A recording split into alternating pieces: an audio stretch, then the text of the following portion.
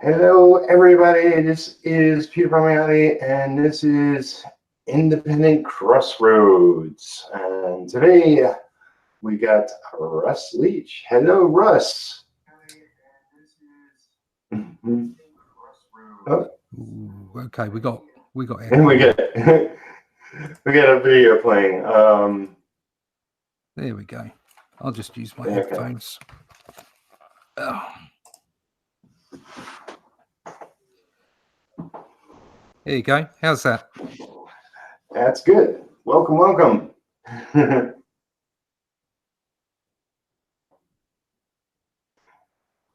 Is it delayed now? You hear me? Right.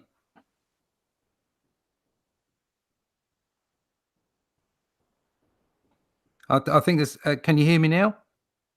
I can hear you. Oh, that's a delay. Yeah. Maybe. Do you have the video open? Because what you can do is turn the microphone, the audio on the video off. If that's the issue. Because maybe through the headphones you're delayed. I'm not sure. Yeah. Technical stuff. We'll get through it.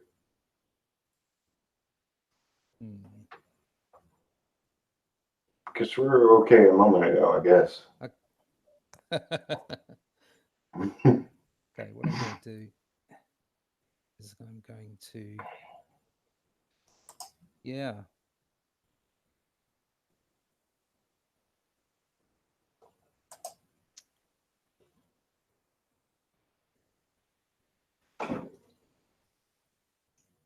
I'll turn the camera off.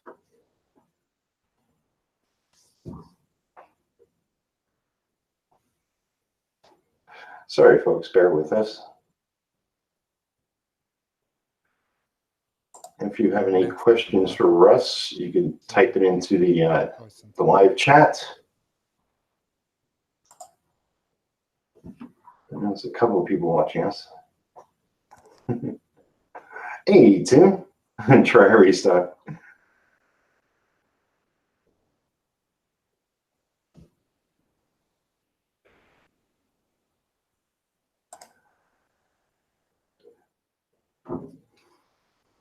Maybe if you're having real issues, Russ, what I usually do is restart my computer, and it sort of works out the problems.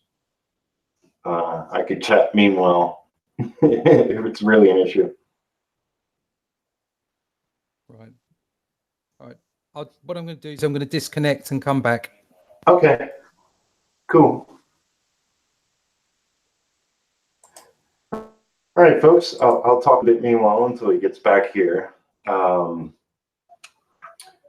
Just to update you, I mean, this is the Independent Crossroads is more of my interview show, and I really don't want to take away from Russ. But until he gets back, working on my retro Kickstarter. Should be live in a couple of days. Just doing the final things on the Kickstarter page. It's going to be very simple, straightforward, basic, plain, but there will be different rewards, and essentially you can buy the comic or get a digital PDF, stuff like that. So I'm really, really excited. I got the covers, the cover back from the colorist, and it looks pretty sweet. But yeah, so we'll talk in a minute with Russ, otherwise known as ComicBook BlackBelt. I put his link into the video description on the video. So go click the link if you're watching this later and subscribe to his channel. You back? How's that? Sounds good. Okay. Do you feel any delay or anything? I mean, it's probably a little bit. Yeah, I'm not feeling any delay at the moment. Did you hear that? Okay. Oh, okay. Yeah, cool. perfectly. Yeah. That's good. That's good. So it worked. I think All it was right. just I've been using this new blue microphone to record sound for my videos, but obviously that's not working in this environment. So Right. I defaulted everything back to the headphone and the mic on the headphone. So it's all working now. Okay, good. Yeah, you sound perfect, and all the better. Great. So I guess I'll get through some basics. Like, how long have you been professionally doing your artwork? Right. That's a long story. Well, go for it. I mean, this is Okay. your arena. Well, I've loved comics ever since I was a kid, and I'm sure you hear that from every comic artist. It's like it's a staple. I love them as a child. My first brush with comics seriously was Captain Britain in about 1978, I think, around that time. So I was very young at the time, and I saw a lot of artists go through those books. There were a lot of reprints from John Buscema and Joe Sinnott on Fantastic Four, and there was a Steranko, Nick Fury, Agent of Shield. So it was very prominent in my life. Something that I loved doing. I drew all the time as a kid, and then leaving school, leaving college. I'd have loved to have gotten into it, but instead was told by my careers teachers, "Don't be a fool." So I decided to go into design, and I ended up doing lots of smaller positions, doing paste up. Back in the day when you did graphic design, you used to use a waxer. It was like a pool of hot wax and a roller. So you didn't have a Mac or a PC. You literally had the photographic material come out of the printer, and you stuck it down onto a board with a bit of wax, and that was you sent that off to get it printed. So I started off in magazine design, and I ended up getting into retail design. And about 1995, I kind of thought about illustrating for comics. I'd effectively been told while I was at college doing graphic design and art that I wasn't good enough to be an illustrator by an illustration teacher, which was very supportive at the time. So I decided to ignore them while I was there in around 95 and give it a shot. And actually, I did okay. I worked with a few smaller comics, independent comics in the UK, and then I sent some stuff off to Marvel, and of course you could do submissions via snail mail back then. And I think it's John, but it was Louis Lewandowski, who was the new talent manager at the time, got back to me. Yeah, he got back to me after a couple of attempts and basically said, "Yeah, Russ, you're great." And I was over the moon. I was like, "Oh wow, this is fantastic. This is a new life for me." And he said, "Yeah, I'll start circulating your stuff around the editors. And could you do a bit more?" And I did a little bit more. And I also submitted to Image at the time, because you could do that kind of thing. They said, "Yeah, we like your work. We'll circulate it." I think DC completely ignored me, and Dark Horse said no. But I'd been told yes by Marvel, so I thought this was great. And effectively nothing happened. And then, of course, you had Marvel going to Chapter 11 and having the problems that they had during the mid 90s. And effectively, because I was so far away, I was in the UK. I know there were other artists that did really well, but I think they'd got themselves locked in prior to that time. And it just didn't work out for me. It didn't happen. And to be brutally honest, looking back at my work, I don't think I was good enough. Obviously, there was something in my work that Louis Lewandowski liked, but maybe it wasn't there for the other editors, or maybe it didn't get shown. I don't know. Anyway, it worked out for the best, I think, because I then went off and had a life. I was an art director and eventually had my own business coding. So I did web design and I programmed for a while as well. I'm very good at getting things done. I'm a good problem solver. So that was part of a business, and that did what it did. I was in retail, I was in leisure, the holiday industry, that kind of thing.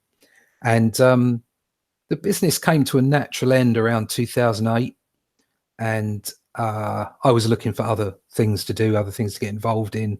I got involved with a couple of online projects, and then it came down to, right, well, what do I do now? Do I do I give a chunk of myself to another agency and go and work in town, and maybe have to do more sort of learning? I might have to go and do some more courses on tech and coding and what have you, or do I do what I really want to do?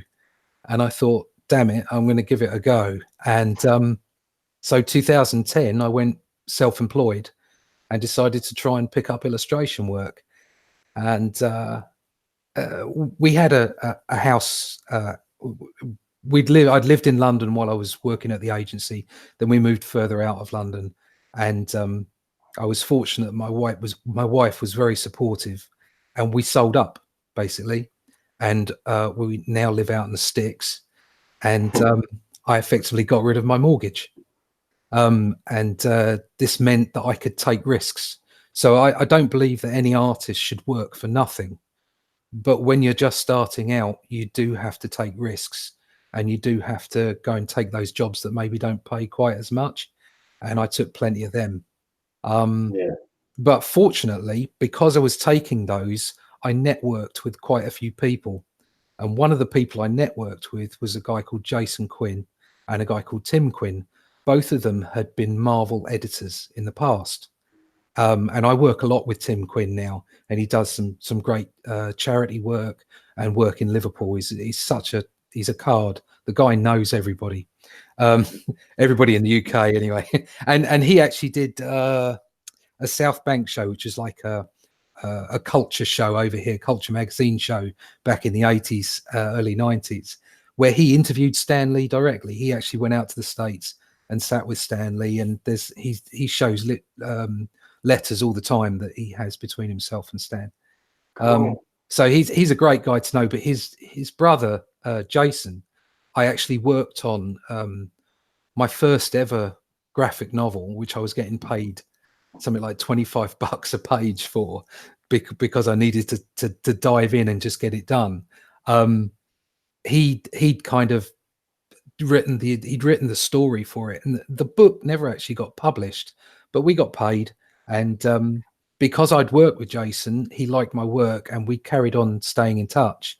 And so in 2015, after I'd been knocking around in the industry for about 5 years, I'd done 2 graphic novels for Marcosia. I don't quite count them as full-on professional because they're back-end payments. But I had done professional illustration work, and I'd worked with some indie comics, including some of my first work with Unstoppable. That's JD Rosario. He's from New York, and he writes superhero comics.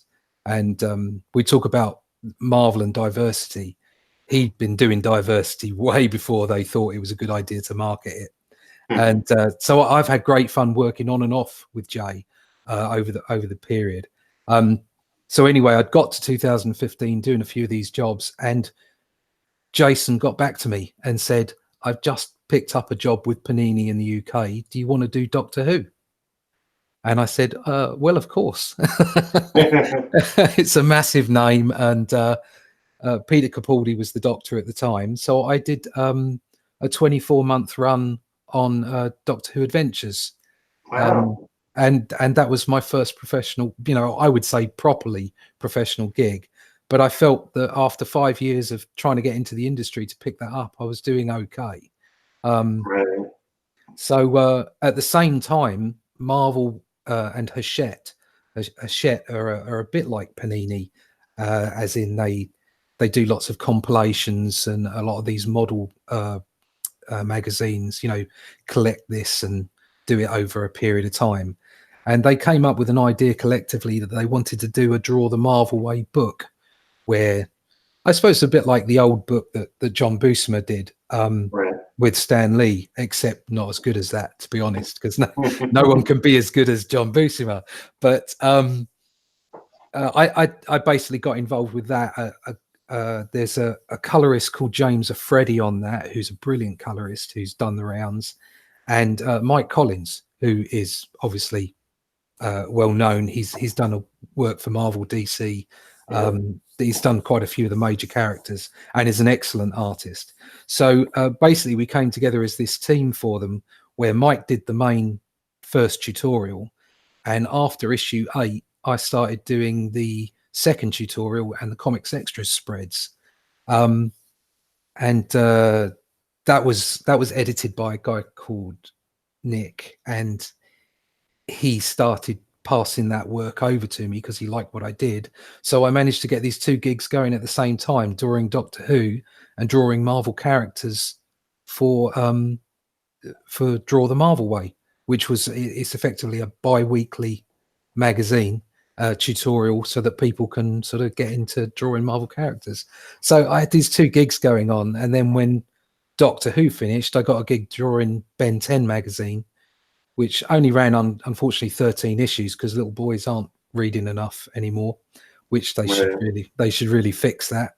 But it was 13 issues of great fun, and I learned loads about the color process, and I got loads of their backgrounds, and I built up the pages much like an animation cell. So yeah, that was that. And then I've basically got to this point now. I've picked up also a couple of gigs doing Aces Weekly with John Lloyd. And I considered them professional gigs as well because of the environment they were in. So I've managed to pick up quite a bit. And right now I'm finished on Draw the Marvel Way now. We've done 100 issues. So I've just finished off that. And yeah, that was a great gig. I mean, 4 years effectively. I've still got to ink up a final book for Unstoppable, and right at the moment I'm doing storyboards for a film called Noontide, which hopefully will be out, I suppose, next year after post-production. So that's where I am. Yeah, wow, very, very cool. That's a lot. I mean, like, you know, I knew like you are an amazing artist, and thank you. You know, I didn't know you've done that, like, so much work. Like definitely, I could see almost anybody hiring you at this point, where, like, you know, like the big companies, and even like the smaller publishers, they like to see that you've been published before. Oh, and, yeah. you know, so at this point in your career, like, you know, you could pretty much go anywhere and say, hey, I want to do that. Oh, and they might. Yeah. that you'd think that would be the case. It's very hard to worm your way. I mean, you know this. You're very, very experienced, and you've been around the industry. It's amazing. I got that kind of that instant gratification. The email I got when I saw, oh wow, I've just been asked to draw Doctor Who. I kind of did cartwheels around the room. And it was perfect because we wanted to move my wife's job as well, so it all came at exactly the right time. And I was like, wow, this is it. This is my in. This is it. No, it isn't.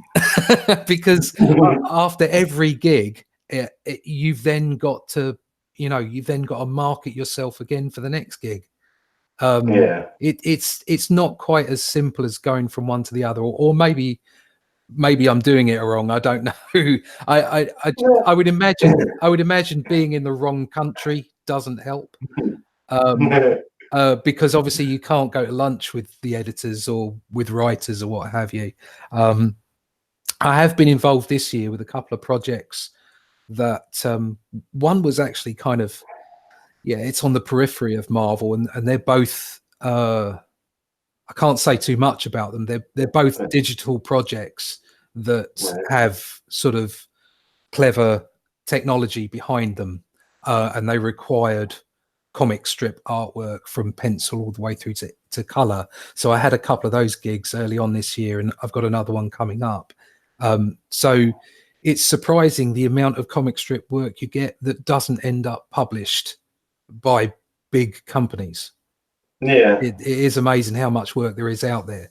But obviously, yeah, I mean, if I would love to get a gig drawing, and I'm sure pretty much every comic strip artist that's watching this right at the moment would say exactly the same. To the idea of getting a gig to draw any character from Marvel would be one to draw it in editorially as a story, because sequential art is what it's all about.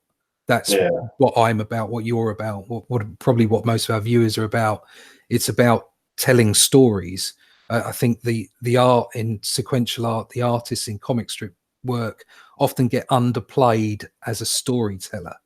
You're working with a writer. Everyone comes to see the art and they stay for the story. But if the artist can't work with that and make it a well-told story, then they'll still leave.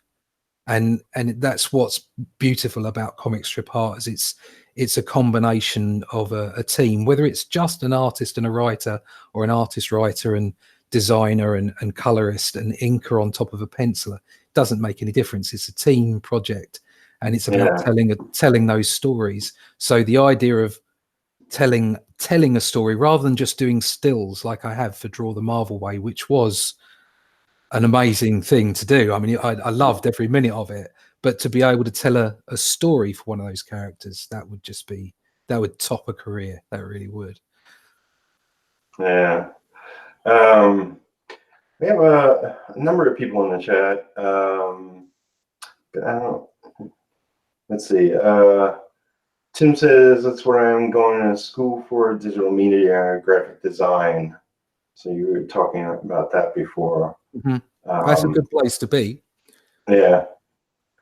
Yeah. I mean, what I've learned about that stuff is like,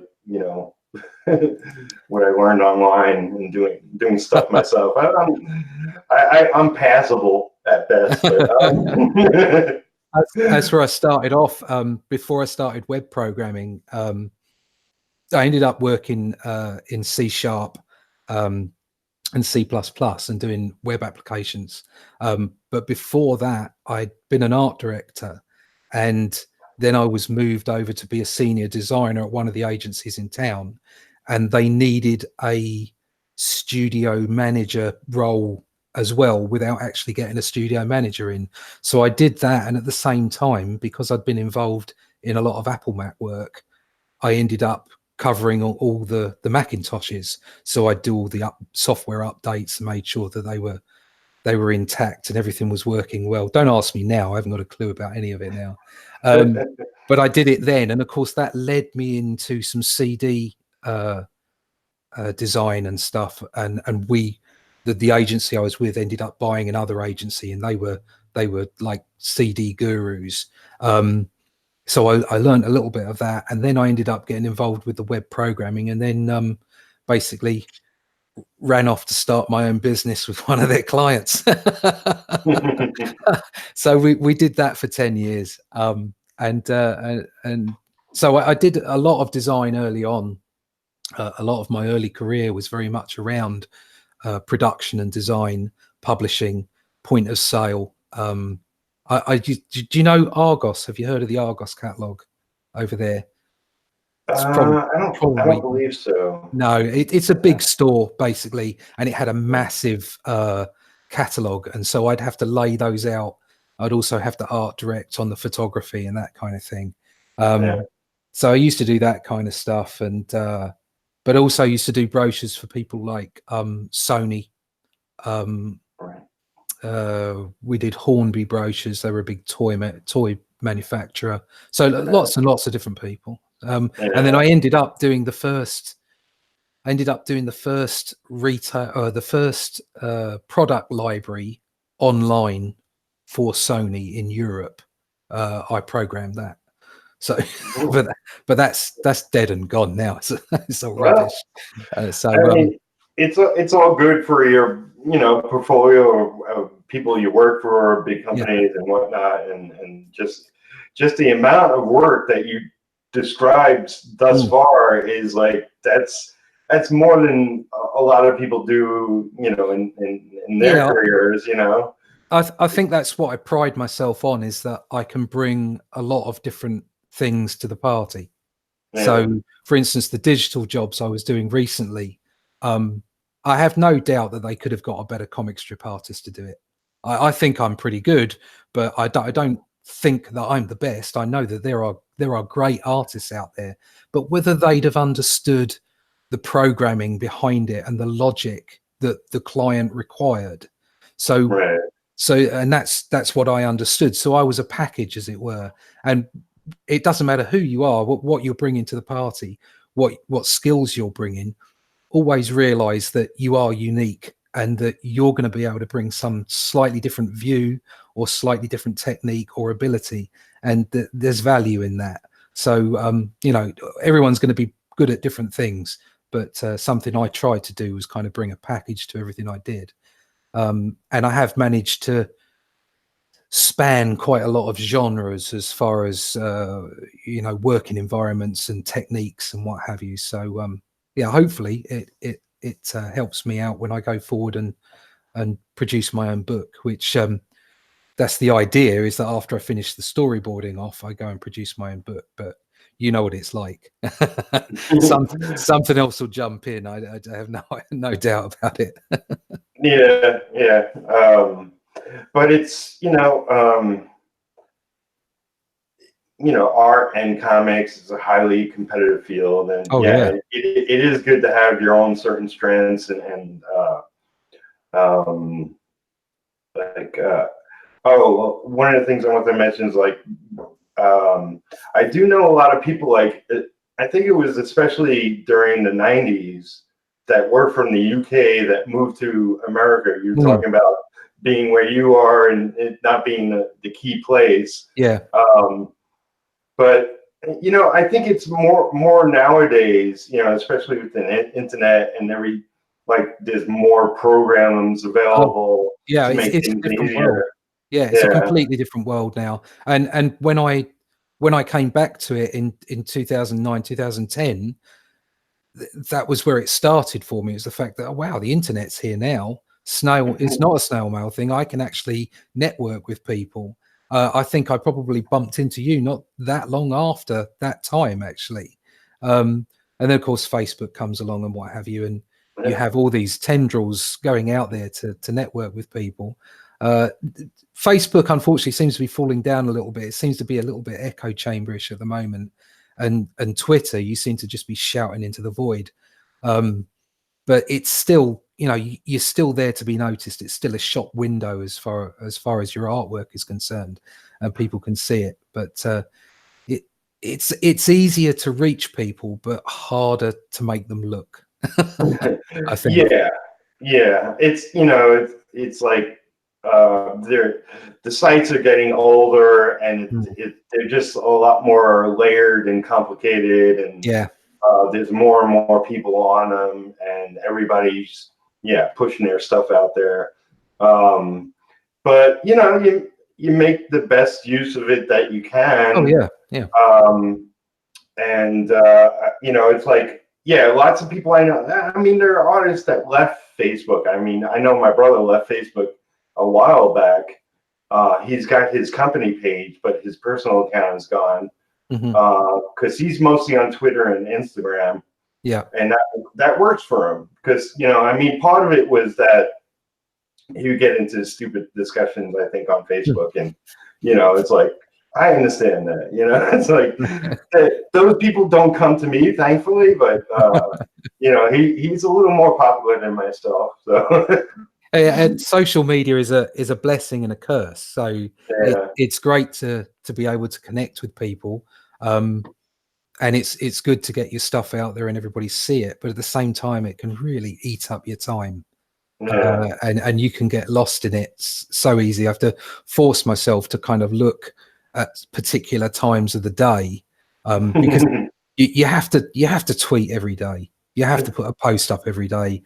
I try to do a video if I could, I'd do a video every day, but it doesn't always work out that way. So it's sort of every other day, if I can get a video up during the week, so 3 or 4 videos maybe a week if it works out.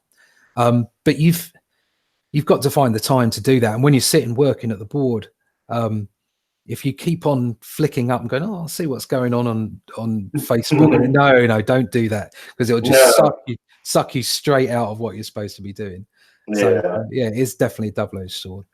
Yeah, I mean, it's like when I was working for like Mall in DC, I mean, my whole work ethic was much better because I spent the majority of the day just working in my studio. I might have the radio on. Yeah. I might have, taken a phone call during the day, but that was about it. And I just worked straight long days. And now it's like, I'm constantly distracted. I try to turn it off and turn some music on, because invariably, if there's just music going on in the background, I work far better. I just drift off. And the other thing you have to do, and I've actually made a couple of videos about this kind of thing, is your environment. You got to get up and walk around. I mean, don't let your legs go to mush. Get up, walk around. I do exercises 2 or 3 times a day as well, so that you get yourself moving. And it's very, very important to stay. Otherwise, you'll lose your focus, and then it's easy to drift off into social media land. It's funny. I worked briefly at Amazon. It was actually during like holiday season, just a little bit. Right. You're not supposed to talk about like their methods and whatnot, but they do have a physical regime, like twice a day, just doing simple exercises. Oh, right. And it's really smart. I mean, they're like down to the last second over there about everything, and they're really hard on like, you have to do the exercises, because otherwise you won't produce as much. And I totally get that. I mean, yes, I make sure to. I mean, I'm a walker anyway. I don't even drive. I'm from New York. It's like I walk everywhere. I'm in a small town out in Kentucky right now. So it's like I always get my exercise in. I have cats and I play with them too. Oh, that's good. It's good to get the exercise in. It keeps you sharper. I mean, I go training twice a week. So I'm a comic book black belt. I am a black belt. I'm a 3rd dan in karate, and so I go train twice a week, quite extensively. That's awesome. I figured you might have been. I didn't just buy the belt. It's real. So I go training, but the rest of the week. So at the weekends, I try to get some walking in. And like I say, during the week, I have an alarm, and it goes off twice a day. I get up and I go do some exercise, and it keeps you alive. And I don't know that I'd work well in Amazon being under the cosh. Somebody's like, it's this time, you got to go do your exercises.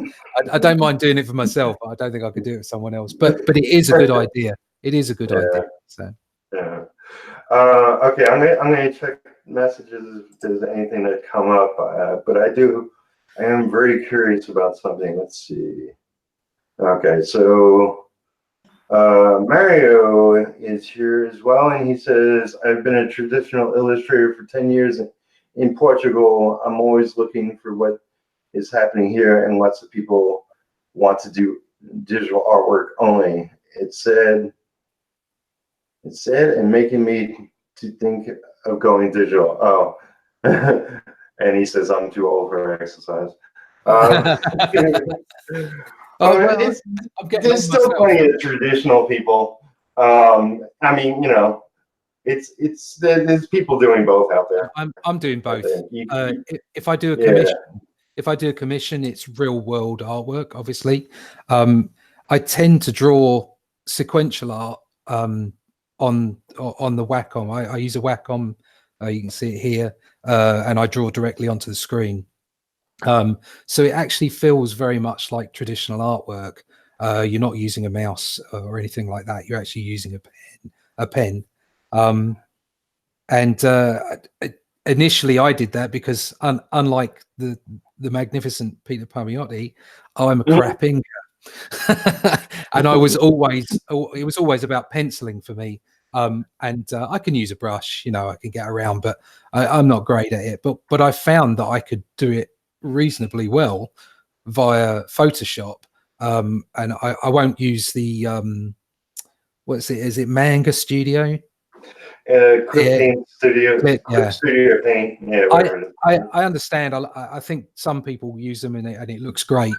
For me personally, I like the VFX brushes that I use in Photoshop, and they actually look like pencil and they look like brushwork. I think they do anyway. And so it gives me that effect of the kind of artwork I loved growing up, like Joe Sinnott and John Buscema. Those are my, you know, those are the people that are kings for me. And I wanted to get that effect, and I think I've managed to get a portion of it. I mean, obviously we're all standing on the shoulders of giants. These guys were geniuses, but to at least get some of what they had, just a portion. And that's what I try to do with my digital art. But you can do either, you know, or you could do a mixture. I've done plenty of mixtures where I've played with stuff on screen, then printed it out and then inked over the top, and vice versa. So don't be afraid of it. Give it a go. See what happens. I'm gonna try my hand at digital coming up. Cool. Yeah, you know, plenty of people have been trying to talk me into. The one thing it's good for is that the dog can't eat it, the cat can't spill your ink pot. There's no footprints on it. You can't drop it. You can't spill your coffee on it. Whatever you do, if you do it wrong, it's like Control Z and it goes back. So yeah, exactly. If you do enough of it, the one thing you will do is when you go back to doing a traditional job, you'll look for the save key. Yeah. Every time you do a brush stroke. Where's the undo? Yeah. If I had to guess, just looking at your artwork and thinking of like old school inkers, I would have said like Dan Green was an influence to some degree. But basically, all those guys influenced. You know, all the old, everyone from the Bronze Age. Just pick one out, and they'll all be there'll be a big mix. I picked those two guys out because I love them so much. But they, you know, there were so many. Somebody mentioned that a piece of my work the other day looked like Jim Starlin's work, and somebody else mentioned, who were they mentioning? It wasn't Gene Colan. It was a Spider-Man artist. John Romita? Yeah, it might have been, but I no, I don't think it was actually, because my work. Gil Kane. That was it. I think it was Gil Kane. Somebody. I don't know. I mean, I'm just saying this is what people have said to me, but it seems that different people can see different artists in my work, and I'm actually very proud of that, because if they can see those artists in there, it means I'm doing something right, and I'm keeping those people, their work alive in my work. So whether they're here or whether they're not, whether they're working still or whether they're not working still, you know, I've gained something from them, and I'd want to continue. If the thing I love about comics, I had people coming up to me at conventions. I mean, I don't understand why people have problem with fans, because I had people come up to me and say, I love that work, or that's fantastic, or can you sign this? You want me to sign something for you? It's like, that's just such it's an incredible high, and it's such a privilege to think that in some way I might have affected somebody's life positively. And when I look back at the comics, and I've got a whole bunch of comics up in my studio, I look back at the comics that I loved as a kid, and something they never did is they never spoke down to me. And in the 90s, it all went dark. And as a young man, I wanted the Killing Joke. I wanted, you know, the Dark Knight. But I think when all this happened, is the comic industry kind of forgot the kids. They forgot that market, and that's maybe why it's reduced so much. That and the fact that we lost comics from newsstands.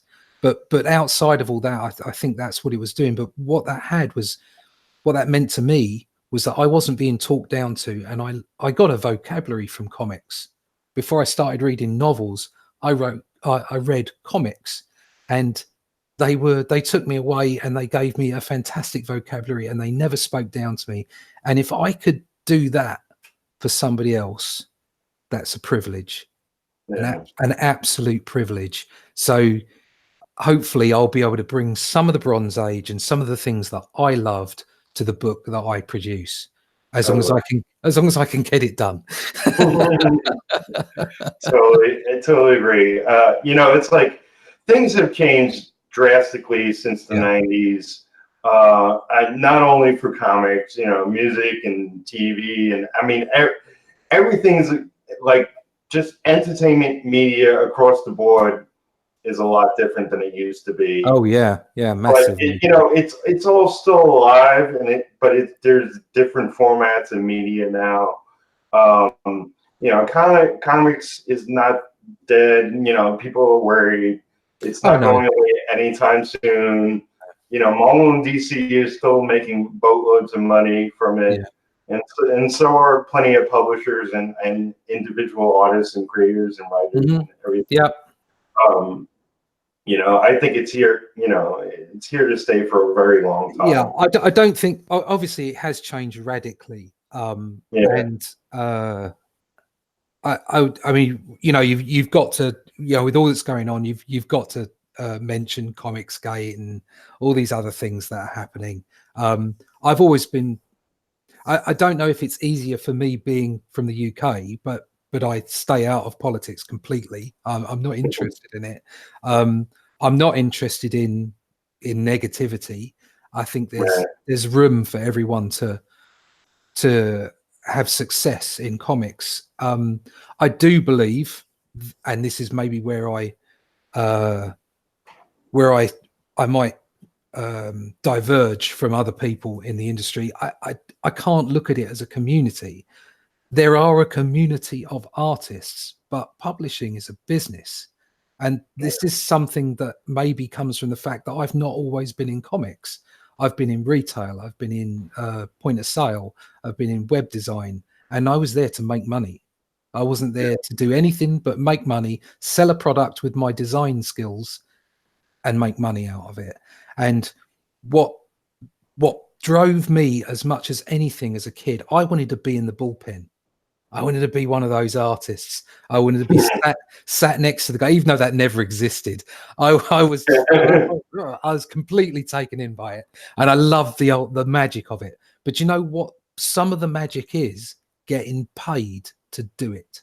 You're being a pro, because if you're not getting paid to do it, you're not doing anything different to anyone else. I mean, okay, you might be making something creatively, and that's brilliant. There's nothing wrong with that. It's like, if you want to go do watercolor painting after you're retired or whatever, great. That makes you a painter. It doesn't make you any less creative. Yeah. But if you want to be a professional, as long as you're getting paid for it, that's what I consider to be a pro. It doesn't matter how much or how little. If you're getting paid to produce a comic book or being paid to produce illustration, you are a professional, and that comes with a whole bunch of responsibilities. So my view is there's a community of artists, there's no doubt about it, but the comic book industry and publishing in general, it's an industry. It is it's a business. So that's where I come from on that. But comics has been reduced. The comics industry has been reducing, and my personal feelings are that it's. And I like the direct market. I like going to comic shops, but the reason it's done so badly over the past 20, 30 years is because they're not on newsstands anymore. You can't have the general public just wander into your average newsagent store, whatever, and pick up a comic. And that's what's, I believe personally, that's what's damaged comics more than anything else. You can have all the likes and dislikes you want about whether something is politically correct or not, or whether it's diverse, or all these things. I mean, there's room in the comics industry for everybody. And personally, I feel there's always been room for those people. But whatever your feelings on the comics themselves, there's room for us all to grow, for us all to get out there. But the other thing you have to be is honest with yourself. Is my work going to provide me with a fan base? Are people going to come and buy this? So it has to be the best work you can produce, and you've got to put everything into it. And just going back to what we were saying about my history and how I came to be a comic strip artist, among other illustrative jobs, something that I did notice is how much I improved when I was doing it all the time. So when I made that move and said, right, I'm taking the chance and I'm going to go do it, the work that I was producing 9 years ago, it's quite embarrassing. You know, I mean, all artists do this. I know they look back and go, oh my God. But comparing it to what I do now, it's chalk and cheese. It's absolutely amazing what just sitting down and practicing does. And what you want to do is you want to bring your best game, as it were, to the book that you produce, or the books that you produce, or the work that you produce for an employer, for somebody who's paying you a page rate, and lay that down. And that's it. The industry is there for us all. We've all got an opportunity, and you just got to go out there and grab it. Right. No, definitely. Yeah, it's like there's people that approach it sort of like as a hobby, and there's people that approach it as a career. And, you know, it's like, I've had a career since 91. That's 27 years. It'll be 28 in September. That's amazing. I'm more like, I'm just like, I was always intent on working. And I'm not as good on the business side. And especially since, because of all the changes in the industry, you know, my method of what I did the first 10, 15 years solid is completely altered in the last 10, 15 years, you know? Or whatever the difference is. Math. But yeah, it's like, and I've evolved because of it. It's like, you know, because there's not as many inkers being used, the rates are horrible, you know, compared to what I was getting in the 90s. It's like, you know, people are getting less now. It's like, no, it should be more. Inflation, it should be. Know? It should be. So I gotta be smarter as a businessman going forward. And that's why, you know, it's like, okay, it's just time to get my own creations out there. I've been rapping about this for my whole career to other people, like, you know, it's like, well, freaking do it yourself, Pete. You know, it's time. Yeah, no, without a doubt. And love them or hate them, what's been going on with the comic industry recently, it has created a kind of a boom for indies. And for whatever reason that's occurred, and whether you like it or hate it or whatever, it pragmatically, there's an opportunity right now for independent creators. Far bigger than there was just a couple of years ago. And Kickstarter and Indiegogo have really flourished as far as comic book production is concerned. And there's a whole bunch of fantastic work out there. I went and just browsed some of the work on Kickstarter and Indiegogo the other day, and there is such quality out there. And you're just amazed that these people aren't working all the time for the bigger companies. But then I don't know what the page rates are like. Like you say, page rates have gone down. So maybe you're just better off doing a Kickstarter anyway. You might make more money out of it. I don't know. Well, I mean, when I was, you know, like working in the 90s, it was a boom. So, I mean, you do have to keep that in mind. And then since then, the numbers have gone way down. So it's I mean, you know, there's a certain mathematical equation that does work. But you know, it's like the page rate I was getting in the 90s for me wasn't enough I wasn't as pushy back then, and I should have asked for more raises, but but it should be more now. But with an independent project, and I'm kind of looking at this like Nicolas Cage. Like there's an actor who has worked for major studios, done major movies, but he's also done this small little independent movies to like really get his creative juice out there. And that's what I want to do. Like, I've done the majors. I'm not really interested in working for them. I won't hang up on them. I'll accept their call. Oh yeah, damn straight. Yeah. But it's time for me to get my own stories and creations out there. Yeah, definitely. Especially now, like you said, especially now, it's like there's such. It seems to have opened up. The market seems to have opened up, and people are prepared to.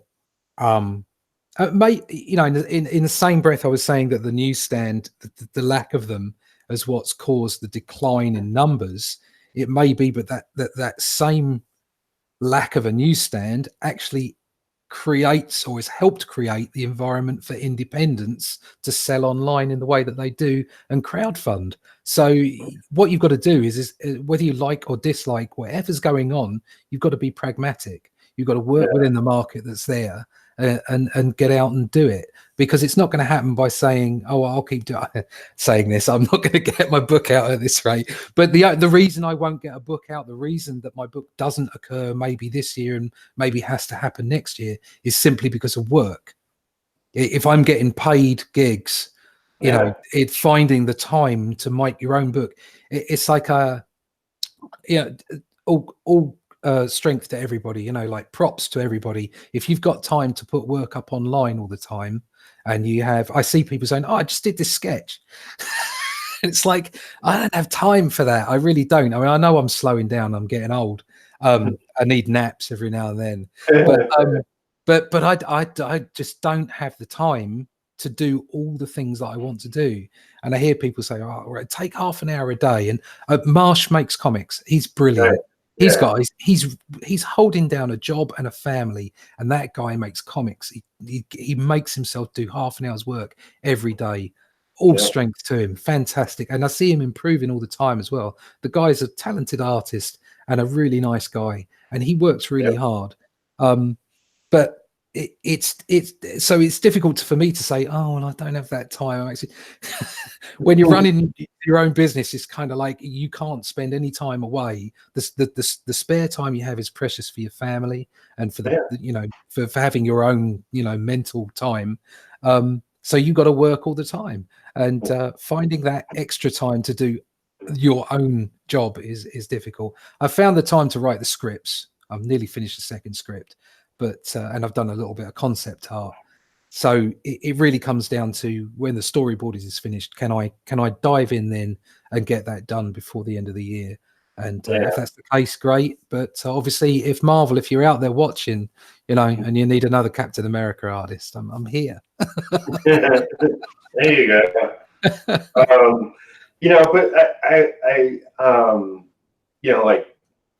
I look at convenience stores, and I know a lot of mom and pop shop ones, and like there's the 7-Eleven chains that do great, and but there's the small mom and pop shops, and for them it's like the husband and the wife and the kids they're all involved in the business, and it's a 24/7 thing. Oh yeah. So it's like it's like. You shouldn't, you should just be busting your ass all the time and whatever it takes to make it work, to get your name out there, to do the work and get stuff done. Because there's plenty of people doing regular jobs out there that are working harder than a lot of artists I know. You can't stop. I work 6 days a week. This is the first 2 days. I'm getting Friday and Saturday off this week. So my first weekend probably in a year. other than emergencies.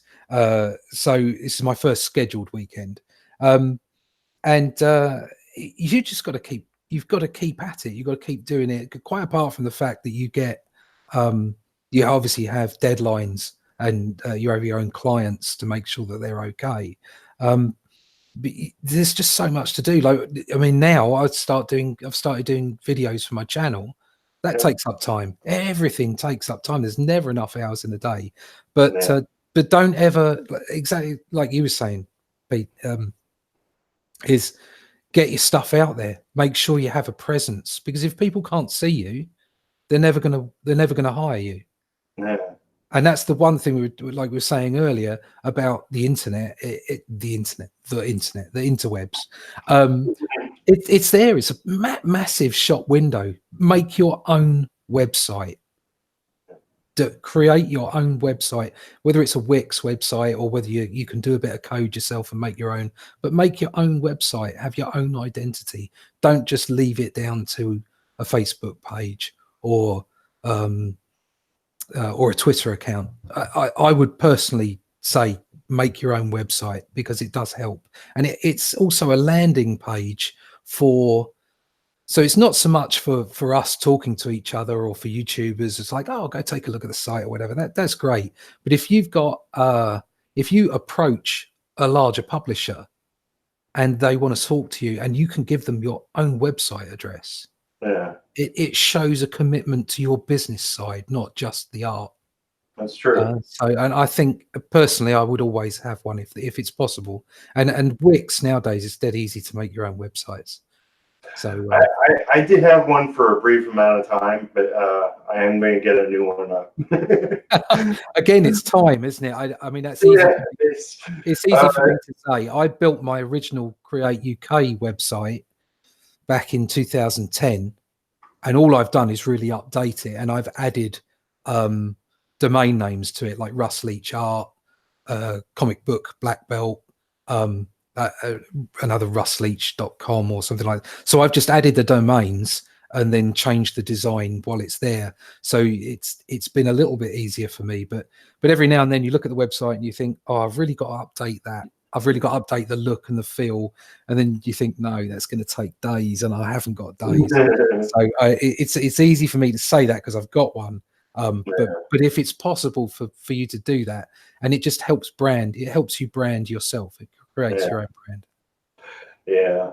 I mean, a lot of people I know are like a one man or one woman operation, and there's only so much time, but you fit in the stuff that's important.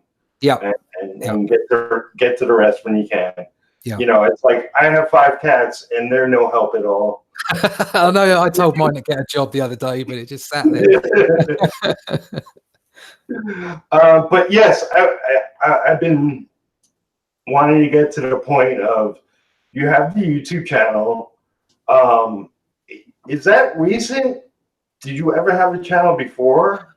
No, I think I probably set it up a couple of years ago, and in fact, it may actually have been 5 years ago. And I think I put a trailer on there for my first graphic novel, which was Terminus at Fenton's Green, which is a horror novel, and it's loosely based on Jack the Ripper, and it's got a bit of Cthulhu thrown in for it. And that was done by Adam Cheel, who's a brilliant writer. He's also an excellent cake maker. Just to say, he brews his own beer as well. What a guy. Wow. And anyway, I think I did a trailer. Somebody had done a trailer, or I did a trailer, and I put it on, and that's why my URL is still Create UK Trailers rather than Comic Book Black Belt. And then I played with the idea. I saw that there were artists coming on, and of course there are some artists on who've been on for years, and they've got like millions of subscribers. And really what it is I thought, right, I want to produce my own book, so I have to look at the long game. So like we were talking about earlier about having an email list, that's the next thing for me. I've got to put together an email list. But the first thing I thought is, right, let's get this right. Let's get my social media in order, and let's go and get a YouTube channel and start pumping out examples of my work. Because you know, people like to see how you produce your work and how it comes together. And I think if you can do a little bit of narration over the top, I try not to narrate too much. I do the occasional bit of narration, but most of it is, hi, this is the book this is on. Thanks for watching. Bye-bye. Yeah. And I let people just, you know, with a little bit of background music, just let them watch the art. So yeah, the channel was really, it's a means to an end. It's another way of building the brand on top of your website, on top of your Facebook and Twitter, and having YouTube. And I actually think that YouTube is a far more effective way of getting to people now than Twitter and Facebook is. So that's why I decided to give more effort to that. And of course, you know, comics are a visual medium, and that's exactly what people want to see. They want to see visuals up there, and a moving picture is always more interesting than a static one. So it seemed an obvious place to go. So my comic book Black Belt, I think, has been around for about 3 or 4 months. Yeah. And yeah, definitely, like, if you're watching this and you even like some of what Russ has been saying, please go to his channel and subscribe. Thank you. That would be great. Make it grow. Yeah, I mean, you know, I've been following your work, and you do amazing work. I had no clue as to the amount of work you've done, and it's just outstanding. And and yeah, I mean, means a lot coming from you, Peter. So thank you. Thank you. If there, you know, like, I'll put all your links below. And if there's anything specifically you wanna mention, I'm gonna go check chat, and you can. Yeah, sure. It's like I say, there's nothing specific I'd mention at the moment. I tell you what I'll do. I'll tell you the name of my book. This is the first ever. Okay, this is just for this. Nobody's ever heard it before. It's called Only Death Can Save Us. That's the title, and it's cosmic, man. It's cosmic. So it's good old good versus evil, and big pictures of lots of fun, dangerous action, not violence, Bronze Age action, people getting whooped, or big monsters getting whooped. So that's as much as I can say about it so far. Only Death Can Save Us. There is a website name, although I haven't put a website up for it yet. And I'll start collating an email list soon. So there you go. Awesome. Well, I'll definitely make sure to get it on your list. So let's see. I'll just quickly mention we have Tim in the chat. Mario Ronnie's here as well. And Gibran showed up for a little bit. One last comment from Mario. Let's see. Yeah, we've been going for about an hour. He says, newsprint was so awesome. I missed that. We don't have that anymore here. Yesterday, I took a few of my old comics, and it felt so good. Yeah, newsprint is great. Check out Alterna. Yeah, Alterna, of course. Yeah. They're doing newsprint, and you know, you mentioned Marshall Lee just before. Yeah. Me and him are going to work on a story, and we want to submit it to Alterna. So that'd be great. That'd be brilliant. Yeah. That would very much. Yeah, the kind of work that the two of you are producing at the moment would go down very well, I think, at Alterna. I actually submitted to Alterna, I think it was 3 months ago, with a story written by Rick Hoskin. I think he's done Superman, Spider-Man. He's been around, but the work just wasn't right for Alterna. And Peter Sametti got back to me and said, thanks very much for submitting this. This doesn't quite work right. But that's you've got to remember that not every publisher is going to be right for you, or you for the publisher. It's not, if you get a rejection, it doesn't mean that the work's no good. It doesn't mean the story's no good. It just means that it's not right for them. And looking back, I actually really liked the story. It was very good, I thought. But but looking back, maybe it wasn't quite a right fit for Alterna. I mean, obviously, it's not for me to say; it's for Peter to say. He's the publisher there. But yeah, it probably wasn't right, and you know, maybe the book that I'm going to do on my own, maybe that will be right. I don't know. Like I say, I'm looking to crowdfund it. But what I'll do is I'll get a lot of work done up front, so that I can show quite a bit. I'd like to document some of it on YouTube as well. So you know, going to a publisher like that might be an option, or I might just end up publishing it myself. But definitely, if you want newsprint, Alterna, and they're producing some fantastic work, and it will be even better if Peter and Marsh are on it. Well, we were thinking like a short story for it came out on Wednesday. Oh, that would be cool. Yeah. If it becomes something bigger, then hey, you know, all the better. Well, that's what Peter says. It's like a tryout place. You go do a short story, and if it works for you, if you like it, they like it, then maybe something else can come of it. That's good. Yeah, and I'm kind of gonna do something with my company. Do a book like that, like DC Comics used to do DC Spotlight, Marvel Comics used to do Marvel Presents, where it's just like a collection of 3 stories or something like that, and it's old masters and new people together in a mix. That's always fun. That would be cool. So yeah, I mean, this is like a year-long worth of information you just spewed out. Sorry. No, I loved it. I think this is great. You know, Gibran mentioned this is an awesome interview. Thank you. And I agree with that statement.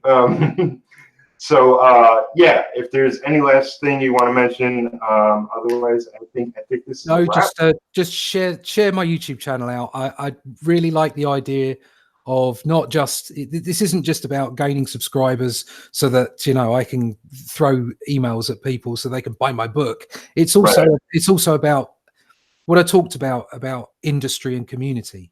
The whole point about the YouTube is it is a community. It's there's so many people on here producing art channels, and I love them all. I've got my subscribe list is huge, and I go pick out stuff, and I click that bell, and I go and watch other people draw, and I comment on people who are commenting on comics, and it doesn't matter what side of the fence they're on, that awful CG fence.